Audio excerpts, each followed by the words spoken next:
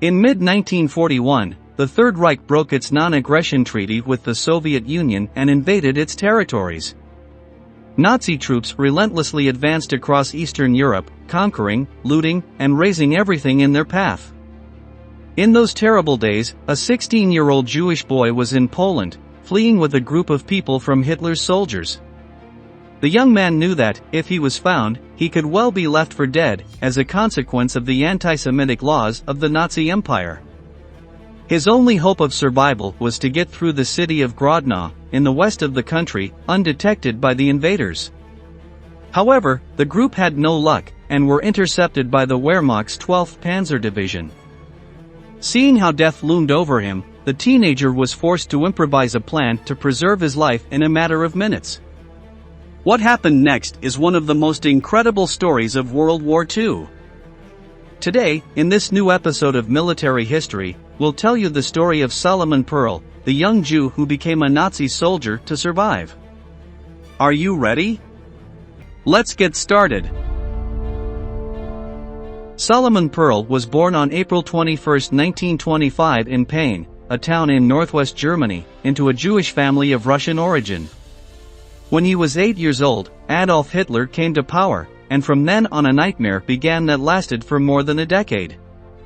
Discrimination and violence against Jews increased as the Nazis passed an extensive body of anti-Semitic legislation. According to this set of laws, anyone who was not part of the Aryan race could be subjected to terrible harassment. Solomon's parents owned a shoe store, but they had to close it when the SA painted the shop's window with a legend that read, "Don't buy from Jews."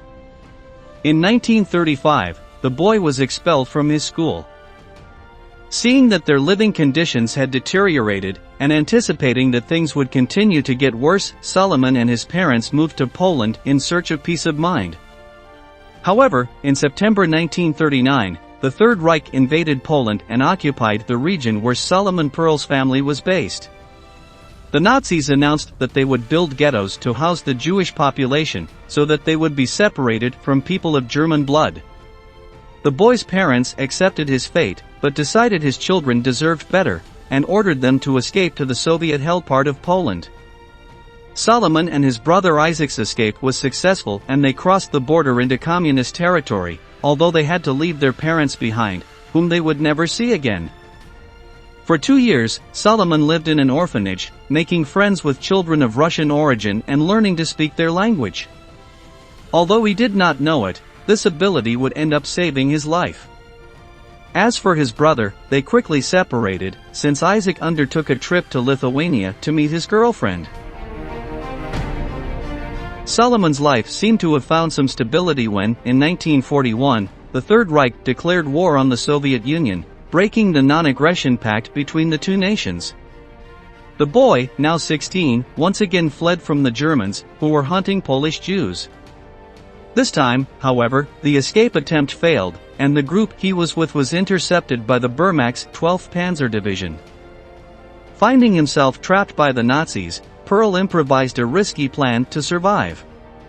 Since German was his native language and he could also speak Russian, he convinced his captors that he was a Volksdeutscher, that is, someone who was born outside of Germany but had German blood.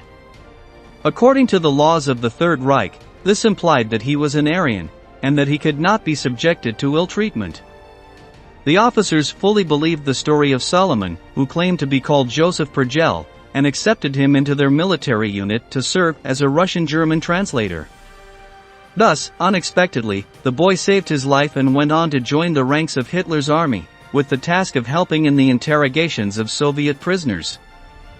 Throughout this time, Solomon's main fear was that his true identity would be discovered. Being a Jew, the boy was afraid that others would notice that he was circumcised. For this reason, he made various excuses for not undergoing medical examinations, and at all costs avoided entering military locker rooms, where others could see him naked.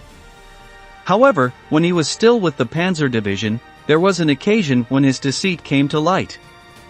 An army medic, obsessed with the young man, tried to sexually abuse him in a bathroom, and while Solomon resisted, the assailant was able to see the circumcision.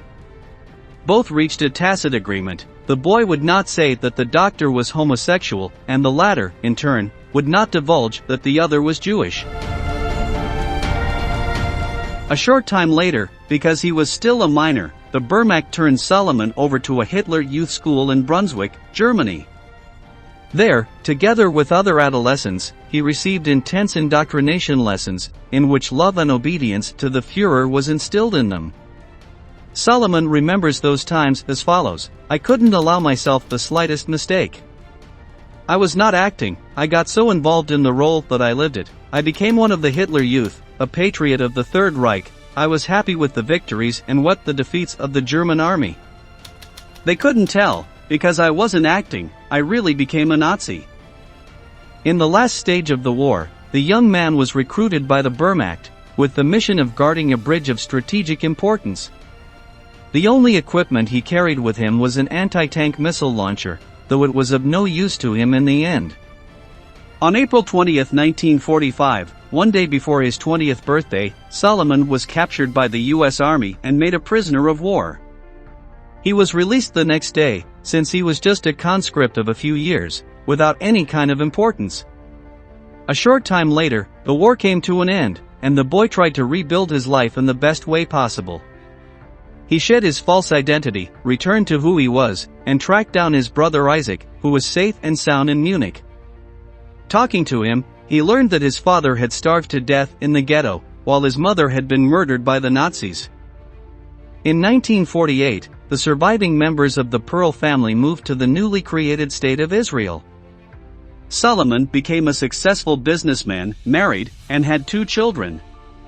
As a way of coping with his tragic past, he wrote an autobiography that became a bestseller, whose title in Spanish is Europa, Europa, a true story of World War II.